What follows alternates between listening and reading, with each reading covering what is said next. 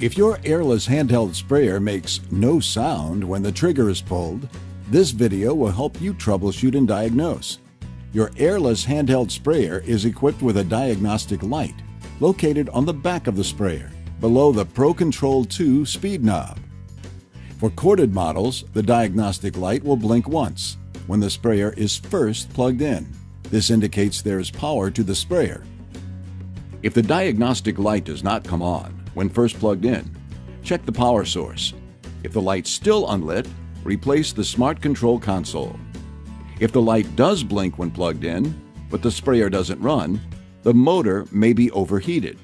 Wait 20 to 30 minutes and try again. If it still doesn't run, replace the motor. For cordless models, pull the trigger of the sprayer. If the diagnostic light blinks 2 times, this indicates an incorrect battery voltage. Replace the battery with a fully charged battery. Confirm the battery is completely charged by pressing the fuel gauge button on the front of the battery and seeing all 3 of the lights illuminate. If the battery is charged and doesn't work, it has reached the end of its life. You will need to replace the battery.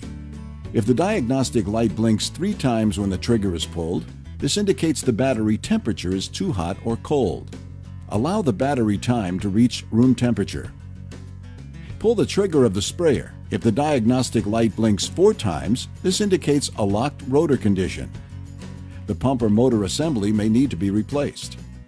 If the diagnostic light does not blink when the trigger is pulled, this indicates that the battery is not installed or is damaged. Install or replace with a fully charged battery. If the battery is not damaged and properly installed, then the Smart Control needs to be replaced. If you are still experiencing problems with your sprayer, consult your local Graco Service Center.